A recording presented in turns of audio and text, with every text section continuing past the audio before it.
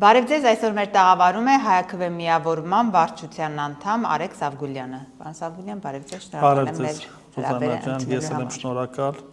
որ այս խորհրդավոր օրը հյուրընկալում եմ ձեր տաղավարում։ Շատ լավ, հիմա սկսենք հենց այդ օրվանից իշխանությունը զորահանդես էր արել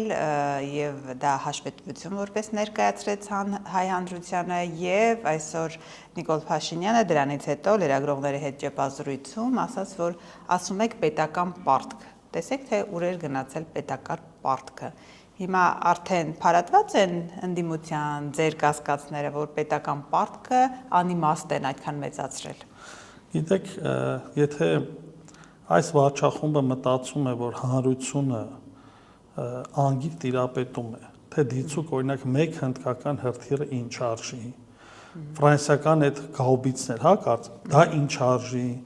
այս թեստները ինչ արժի, չարաչար սխալվում է։ Սա ուղղակի վերջին, կարելի ասել, փորձն է ընտրաշավում Փաշինյանի կողմից բեկում մտցնելու եւ հանրությանը վստահեցնելու, որ Հայաստանի Հանրապետության զինված ուժերը գտնվում են շատ մարտունակ իրավիճակում եւ միևնույն ժամանակ սրբագրելու այն սխալը, որ ինքը թույլ տվեց 2025 թվականին ազգային ժողովում բյուջեի քննարկման ժամանակ, երբ հայտարարեց, որ $8 միլիարդ պարտքը ծախսվել է զինամթերքի ձեռքբերմանը եւ ամրությունների կահավորմանը, սահմանում եւ այլն եւ այլն։ Այսինքն դուք չեք կարծում, որ գումարները գնացել են այդ ուղղությամբ։ Ես գիտեք ինչ, ոչ թե չեմ կարծում կամ կարծում եմ, ես էլի կրկնում եմ։ Ես օրինակ ռազմական փորձագետ չեմ, նույնիսկ եթե ես փորձագետ լինեի,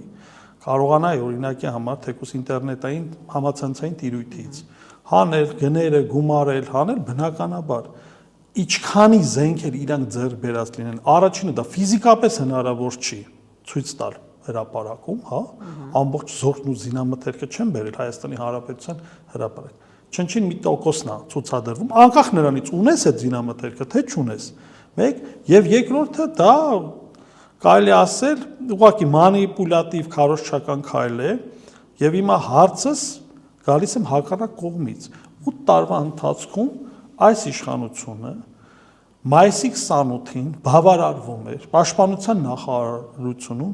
գործավարական, ասած դիսպեչերական հավաքույթով։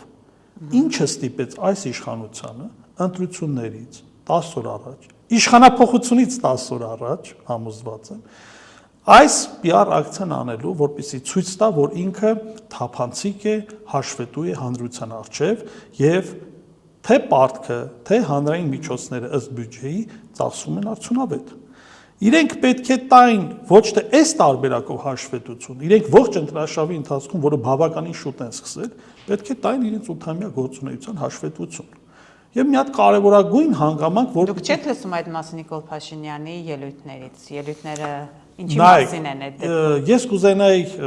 ելույթը լսել այն մասին, որ 2021 թվականին դիցուկ Նիկոլ Փաշինյանի կառավարությունը որոշում էր ընդունել, որ աղքատությունը պետք է 50%-ով կրճատել։ 22.7-ից տոկոս աղքատությունից իրանք կարծեմ 1% են կրճատել եւ Հայաստանի Հանրապետությունում 600-ից 650 հազար մարդ շարունակում է ապրել աղքատ։ Հիմա եթե այդ հիմնավորումն այն է, որ գիտեք ինչ, դուք ապրում եք աղքատ, որովհետև մենք զինամթերք ենք ձեռք բերել եւ դա պետք է մեր երկրի անվտանգության համար, անշուշտ ես չեմ վիճում, բայց միևնույն ժամանակ դրանք հայտարարում են, որ իրենք չեն պատերազմելու եւ այսօր Հայաստանում խաղաղության օրակարգ։ Հիմա հարցը առաջ է։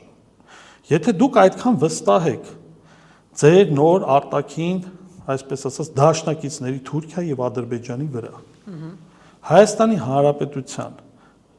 բնակչության, հատկապես սոցիալապես խոցելի խավին, ինչ եք զոհաբերում։ Մեկ, երկրորդը, այս վերջի շրջանում կատարված սոցիալական բարեփոխումները բոլորը արված է իմիտացիոն համատեքստում։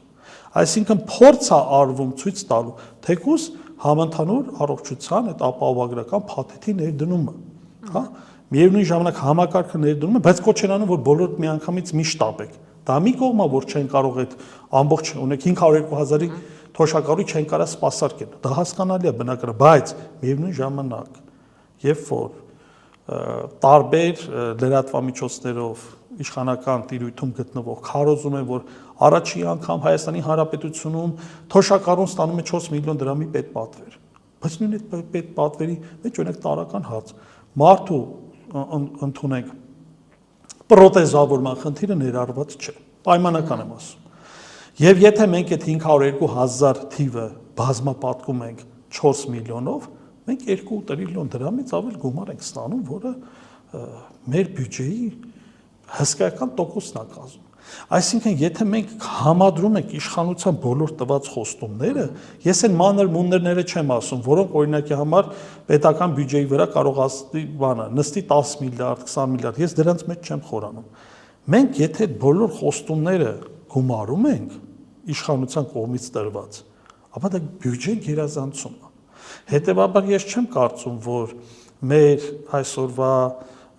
այսպես ասած թեկուզ ազգային վիճակագրական ծառայությունում նստած վերլուծաբաններ այնպիսի տվյալներ են տվել,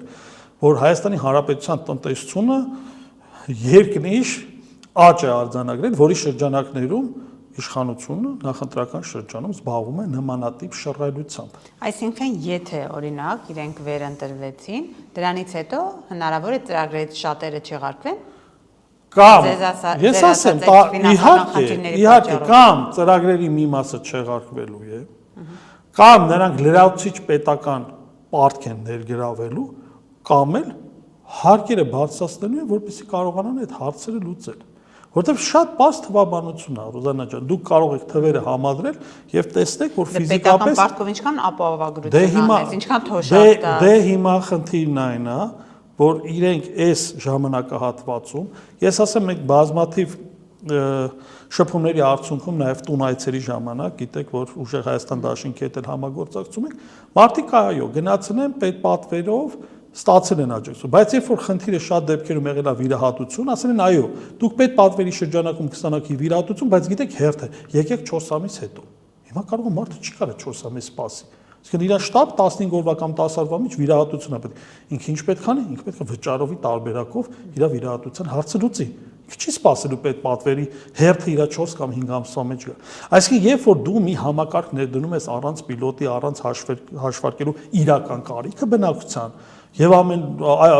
ամենուրեք հայտարարում ես, որ ահա եւ վերջ լուծվեց այդ հարցը։ Շատ լավ է, լավ ծրագիր է։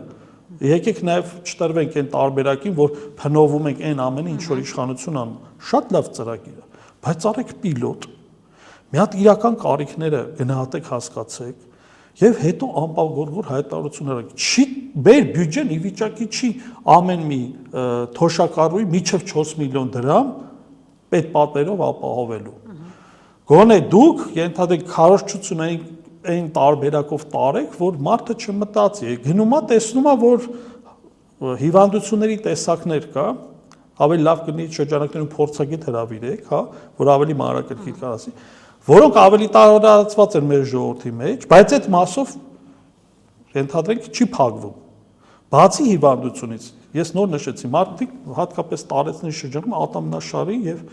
խնդիր կա, որը բազմաթիվ էլի հիվանդությունների տեղ կատարի։ Հիմա այդ խնդիրը ներառեիք, որպեսզի հետագայում էլի պետական միջոցները չծախսվի այդ մատած այդ հարցերը։ Պետական միջոցներ չկան, ընտրությունների այս ընթացքում Նիկոլ Փաշինյանը հայտարարում է, որ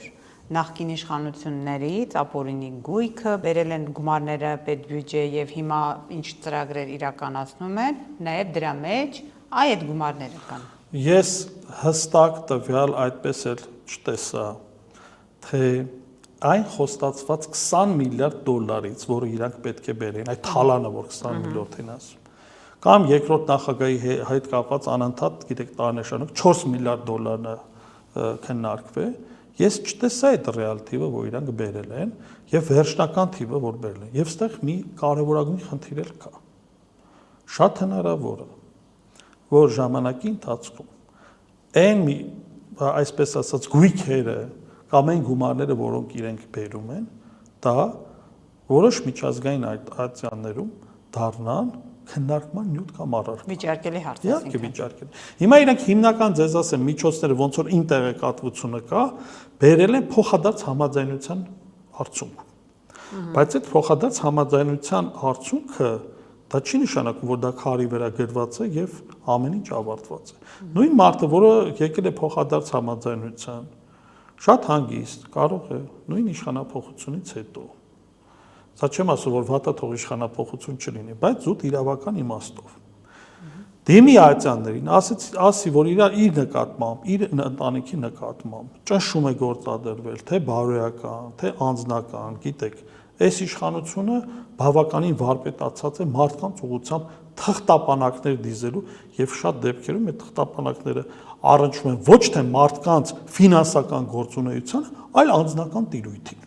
Բոլոր ճնշումները օգտագործել եւ շատ դեպքերում այդ մարդը պատրաստ է մի քանի անգամ վճարել փոխհատուցել, մենակ իր օրինակ նեղ անձնական թեկուզ ինտիմ կյանքը չդառնա հանրային սեփականություն։ Բոլոր միջոցներով գնում են, բայց մենք չենք տեսնում նաև որ այդ մարդիկ պատասխանատվություն են կրում։ Իսկ որ այդքան չարչարքեցին հները, դուք ինձ ասեք այդ նույն իրենց հներից մեկին,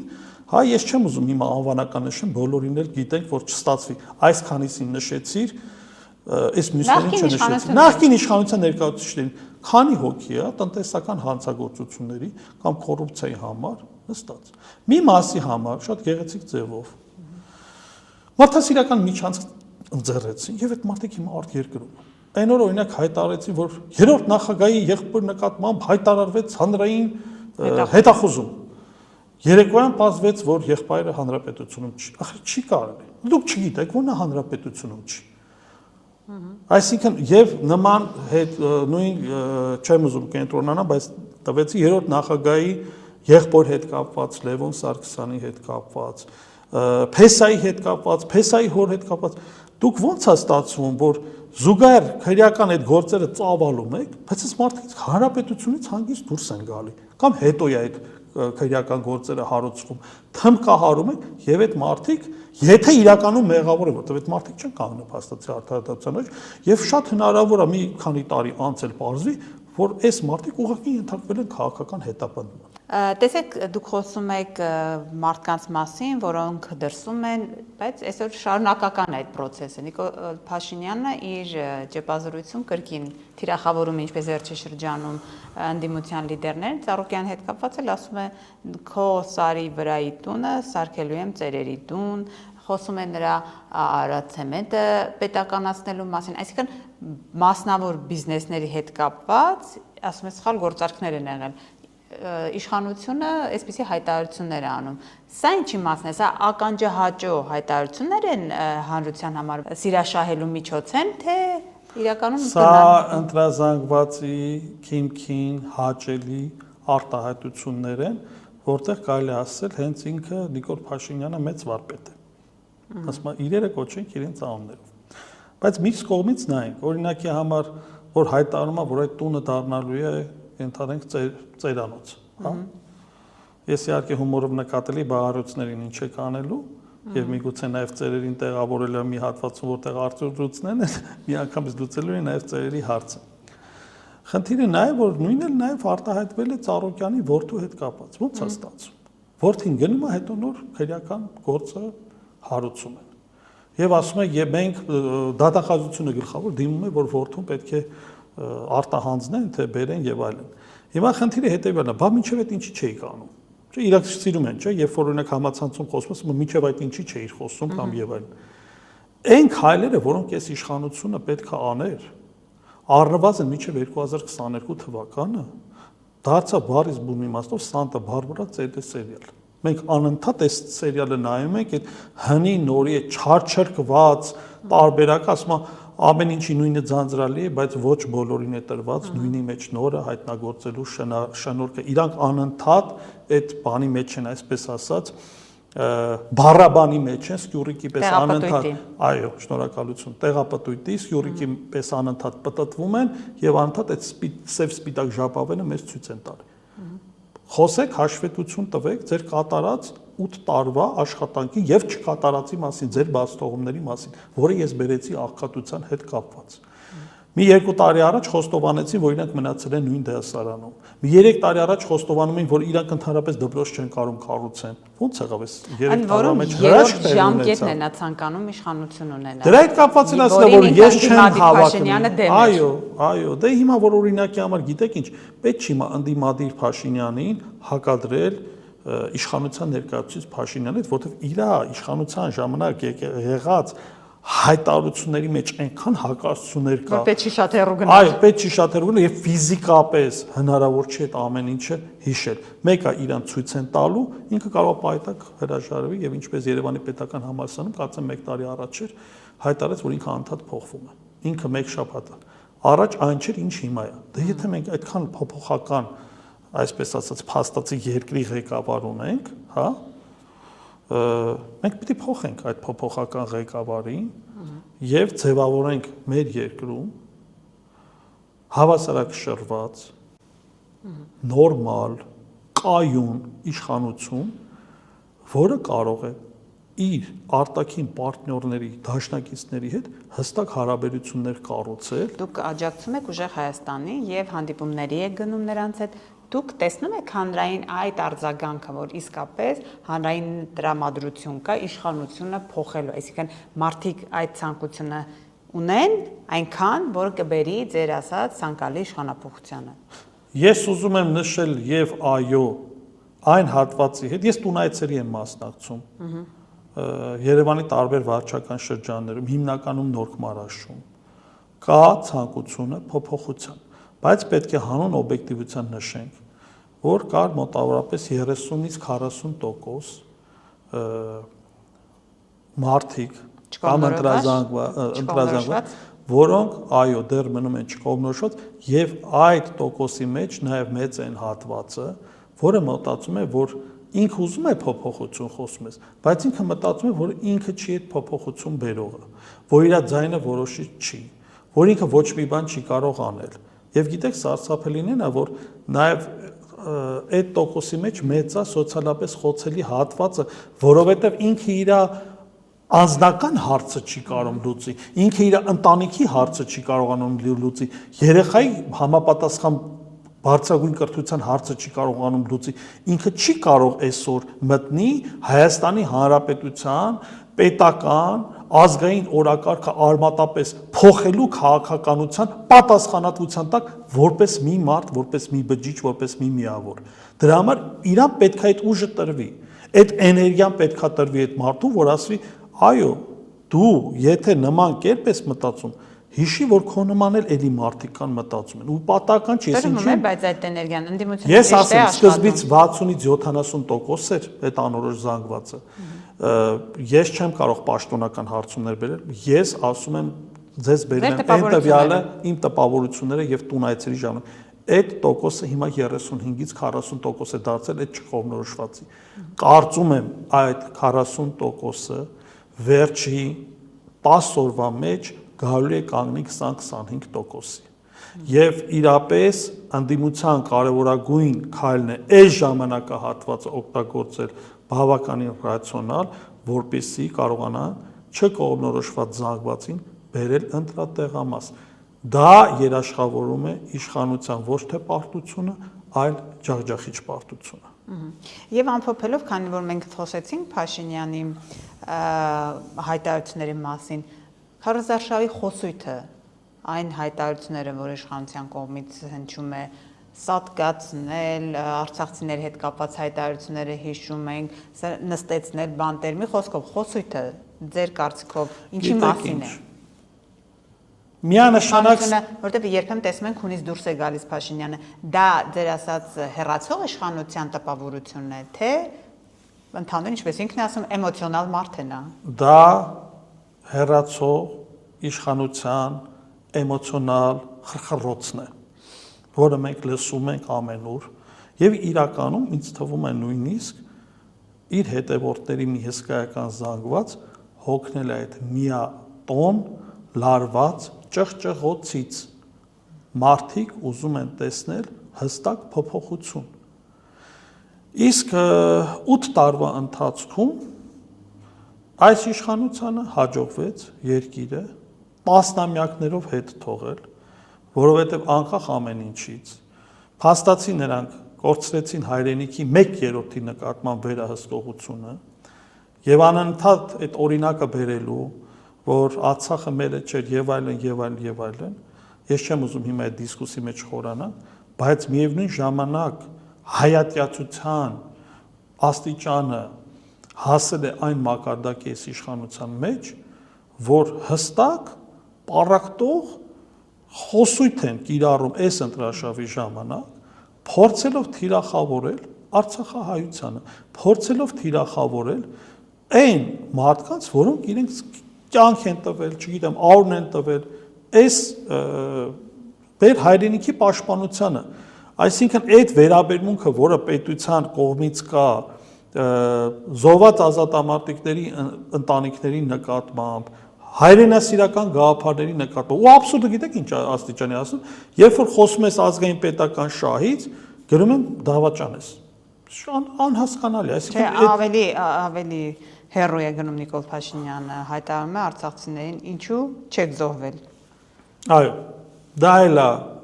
աբսուրդի ժանրերից, եւ ոչ միայն ինքը, այլև նրան կրկնող թութակը, որը զուգահեռաբար զբաղացնում է նաև մեր երկրի պաշտպանության, իսկ Փաշինյանի օրոք արդեն խաղաղության նախարարի պաշտոնը, որովհետև եթե իրենք մտածում են, որ խաղաղությունից կարելի է դրոշակ գործել եւ ամենտեղ թափարելով հայտարարել, որ մեր օրակարգը խաղաղությունն է,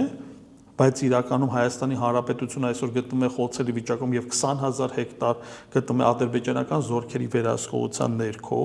երբ որ իրենք խոսում են խաղաղության մասին, մենք ընդհանրապես մի բան ենք ասում, հորդորում ենք այս իշխանություններին սեղանի վրա դնել խաղաղության պայմանագիրը։ Ուր է խաղաղության պայմանագիրը։ Չկա խաղաղության պայմանագիր, բայց մարդիկ խոսում են խաղաղության մասին։ Չկա պատերազմական իրավիճակ, բայց մարդիկ խոսում են պատերազմի մասին։ Ոչ խաղաղությունը, ոչ պատերազմը այս իշխանություններից չի կախված։ Ավելին ասեմ, ինչ որտեղ նաև գալիք իշխանություններից էլ խաղաղությունը եւ պատերազմը կարող է կախված չլինել, որովհետեւ մենք երկրում, մենք երկիր մոլորակում միակ պետությունը չենք։ Շատ դեպքերում քաղաքացիական պայմանագիրը այնպես է քարոզարշավը տանում, որ երկրում, երկնքում մի մարդ կա եւ այդ մարդը Նիկոլ Փաշինյանն, այդպես չէ։ Տարածաշրջանում մենք ականատես եղանք Ռուզանա ջան, ոնց բորբոքվեց, հա, երակոմ այդ իսրայելական, ամերիկյան եւ իրանական պատերազմը։ Այսինքն տարածաշրջանը բավականին փխրուն իրավիճակում է։ Ցանկացած պահին կարա պատերազմը պայթի եւ այդտեղ Հայաստանի Հանրապետության իշխանությունները որևէ գործառույթ չունեն, այստեղ ուրիշ խնդիր կա։ Հնարավորինս ճկուն դիվերսիֆիկացված դիվանագիտական աշխատանք տանել, որպեսզի մեզ չճզմեն։ Այո, այդ է խնդիրը։ Եվ ինչքան էլ իրանք հայտարարում են, որ այո, իրենք տանում են հավասարակշռված քաղաքականություն, այսօր հայտարարվեց, որ Ծիրանի ներկրումն է Ռուսաստան արգելվում։ Գազի հետ կապված են հայտարարում, ասում են մենք ունենալու ենք մեր սեփական գազը։ Դուք երբևէ լսել եք, որ Հայաստանի Հանրապետության տարածքում մենք ունենք սեփական ինչ որ բան, գազի պաշարներ։ Կարող է հայտարարի, որ մենք ունենք նաև նավթի պաշարներ։ Կարող է հայտարարի, որ մենք ունենք անսահմանափակ ոսկու պաշարներ։ Եվ բնակչության մի զանգված կա, որին դա հաճելի է եւ ինքը լսում է, ողջևորվում է եւ բանը գնում է քվեարկության, որոշում է, որ դա է ճշմարիտ քայլը, բայց միևնույն ժամանակ ընդդիմությունը բավականին, ասեմ, լայնամասշտաբ աշխատանք է տարել եւ բացառիկ է այդ առումով աշխատանքը, որտեղ տուն առ տուն այցեր են կատարվել եւ շատ դեպքերում նույնիսկ այն մարդիկ, որոնք որ կողմնորոշված չեն, մարդիկ կան, որոնց ես իրանց հետ զրուցել եմ նախկինում, ենթադրենք քաղաքացիական պայմանագիր են ընտրել, այո, մարդիկ կան նաեւ կողմնորոշված են, որ ասում են, այո, մենք պետք է ընտրենք քաղաքացիական պայմանագիր, բայց երբ որ մի քիչ իրանց հետ զրուցում ես եւ ուզում ես հասկանալ հիմնավորումը որն է, միակ հիմնավորումը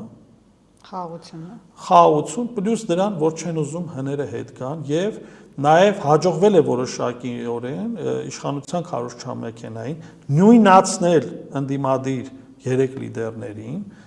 բայց միևնույն ժամանակ մենք էլ հակառակն ենք տեսնում, որ եթե իրենք պատկերացնում են, որ այսպես ասած իրանց միստիկ այդ երագլուխ հրեշը գալիս է, ավելի սարսափելի այն հիբրիդային վիշապը, որը մենք տեսնում ենք Նիկոլ Փաշինյանի, Էրդողանի եւ Իլհամ Ալիևի տեսքով։ Կարծում եմ, մենք մեր տեղական ճակերտյալ հրեշներին կարող ենք սանձահարել եւ որպես հայերս իրար հետ լեզու գտնենք, բայց եթե մենք թույլ տանք, որպեսզի օտարը մտնի մեր երկիր, որոշի թե ոնց է մեր սահմանադրությունը գրվելու, որոշի որ մեր բանակը պետք է 25%-ով կրճատվի, որոշի թե մեր պատմությունը ոնց են իրենք խմբագրելու եւ ոնց են շարադրելու, որոշի որ մեր պատմությունը ոչ թե նույնիսկ 2018-ից, այլ 2020 թվականի նոյեմբերի 9-ի կապիտուլյացիոն փաստաթղթից է սկսել, ես կարծում եմ, ստեղ մենք ունենք ոչ թե հերթական համապետական ընտրություն, այլ մենք ունենք հանրաքվեի հարց, Հայաստանի Հանրապետության լինել չլինելու հարց, եւ այս առումով հայը պետք է հասկանա, որ օրակարգը Հայաստանի Հանրապետությունում թելադրում է ինքը եւ ոչ թե օտարը։ Շատ լավ, շնորհակալ եմ։ Ես եմ շնորհակալ։